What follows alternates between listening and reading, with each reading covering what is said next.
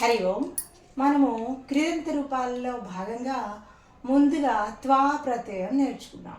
ఇప్పుడు ల్యప్ ప్రత్యయం నేర్చుకుంటున్నాం. ల్యప్ ప్రత్యయం ఎప్పుడు వాడతాం? ల్యప్ ప్రత్యయం కూడా మనకి త్వా అనే ప్రత్యయం యొక్క కొనసాగింపు మాత్రమే. అంటే ఒక పని చేసి ఇంకో పని చేయడం. కానీ మరి ల్యప్ ఎందుకు వస్తుంది ఇక్కడ? ల్యప్ ఎందుకు వస్తుందంటే మనం ఉపయోగించే ధాతువులకి ముందుగా ఉపసర్గలు వస్తాయి. ఈ ఉపసర్గలు వచ్చినప్పుడు ఇక్కడ మనం ల్యప్ ప్రత్యయం ఉపయోగించవలసి ఉంటుంది.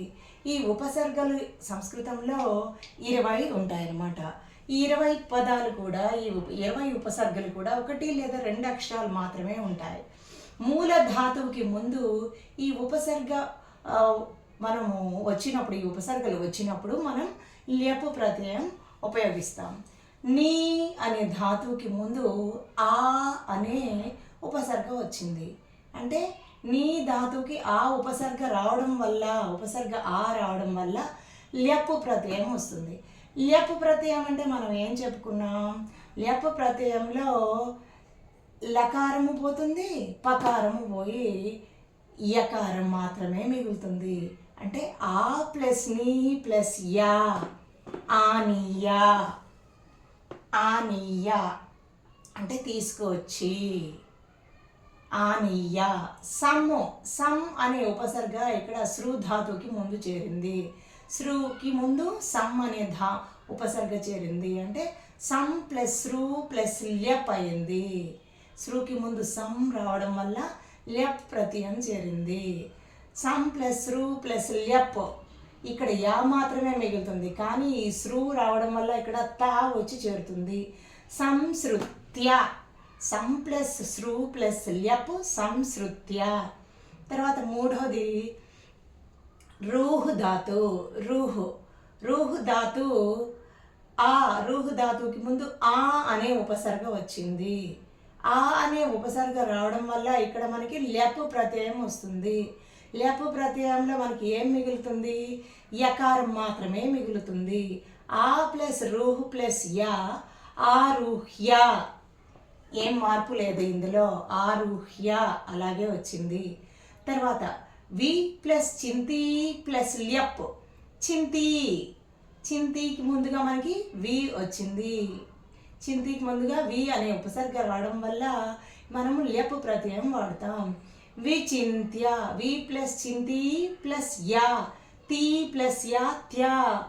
తి ప్లస్ యా త్యా ఎండ్ సంధి అవుతుంది. విచింత్య. వి ప్లస్ చింతి ప్లస్ యా ఏమైంది? విచింత్య. తర్వాత ఐదవది అను ప్లస్ భూ ప్లస్ ల్యప్. అను ప్లస్ భూ. ఇక్కడ చూడండి, భూ అనే ధాతువుకి ముందు అను అనే ఉపసర్గ వచ్చింది. అందువల్ల ఇది ల్యప్ ప్రత్యయం వస్తుంది మనకి. అను ప్లస్ భూ ప్లస్ ల్యప్ కాస్త యాగా మారింది. అను ప్లస్ భూ ప్లస్ యా, అనుభూయ. తర్వాత విష్ అనే ధాతువు తీసుకున్నాం. విష్ అనే ధాతువుకి ప్రా అనే ఉపసర్గ ముందు వచ్చింది. ప్రా అనే ఉపసర్గ ముందు రావడం వల్ల మనం ల్యప్ ప్రత్యయం చేరుస్తాం. ల్యప్ ప్రత్యయంలో యకారం మాత్రమే మిగులుతుంది. ప్రా ప్లస్ వి ప్లస్ యా ప్రవిష్. ప్రా ప్లస్ విష్ ప్లస్ యా ప్రవిశ్య. ప్రా ప్లస్ విష్ ప్లస్ ల్యప్ ఏమవుతుంది? ప్రవిశ్య. తర్వాత ప్రా ప్లస్ నమ్ ప్లస్ ల్యప్. నమ్ అనే ధాతువుకి ముందు ప్రా అనే ఉపసర్గ చేరడం వల్ల ఇక్కడ మనకి ల్యప్ ప్రత్యయం రాసుకున్నాం. ల్యప్ ప్రత్యయంలో యకారం మాత్రమే మిగులుతుంది. ప్రా ప్లస్ నమ్ ప్లస్ యా ప్రణమ్య. ఇక్కడ మనం ఒక విషయం గుర్తుపెట్టుకోవాలి. ఈ నా కాస్త ఇక్కడ అణాగా మారింది. ఇది ఎందుకు మారుతుందంటే రకారం పక్కన నకారం వచ్చినప్పుడు అది అణాగా మారుతుంది. ప్రాలో రకారం ఉంది కదా, రా పక్కన నా వచ్చినప్పుడు అణా అవుతుంది. ఇది మనకి గుర్తుపెట్టుకోవాల్సిన విషయం. ప్రా ప్లస్ నమ్ ప్లస్ ల్యప్ ప్రణమ్య. తర్వాత వి ప్లస్ జీ ప్లస్ ల్యప్. జీకి ముందు వి అనే ఉపసర్గ వచ్చింది కాబట్టి ల్యప్ రాసుకున్నాం. ఇక్కడ వి ప్లస్ జీ ప్లస్ యా కాస్త త్యా అవుతుంది. త్యా అవుతుంది అనమాట. జీ పక్కన త్యా అవుతుంది. వి ప్లస్ జీ ప్లస్ ల్యప్ ఏమవుతుందంటే విజిత్య, త్యా వచ్చి చేరుతుంది. తర్వాత క్రూ అనే ధాతువుకి ముందు ఊప్ అనే ఉపసర్గ వచ్చింది. ఈ ఉప అనే ఉపసర్గ రావడం వల్ల ఇక్కడ ల్యప్ రాసుకుంటున్నాం. ఉప ప్లస్ క్రూ ప్లస్ ల్యప్, ఇక్కడ కూడా త్యాలాగా మారిపోతుంది. ఉపక్రూ ప్లస్ యా ఉపకృత్య అవుతుంది. తర్వాత అభి ప్లస్ నంద్ ప్లస్ ల్యప్, అభి నంద్కు ముందు ఉపసర్గ ఉంది, ల్యప్ వచ్చింది. నంద్ ప్లస్ యా నంద్య, అభి ప్లస్ నంద్ ప్లస్ యా అభినంద్య. అలాగే సేమ్ ఇలాగే 11వది కూడా అభి ప్లస్ వంద్ ప్లస్ ల్యప్, అభి ప్లస్ వంద్ ప్లస్ యా అభివంద్య. ఇది ల్యప్ ప్రత్యయం. చాలా ఈజీ. 2 సార్లు మనం చదువుకొని ఒకసారి రాసుకున్నామంటే పరీక్షలో ఈజీగా ఆన్సర్ చేసేయచ్చు.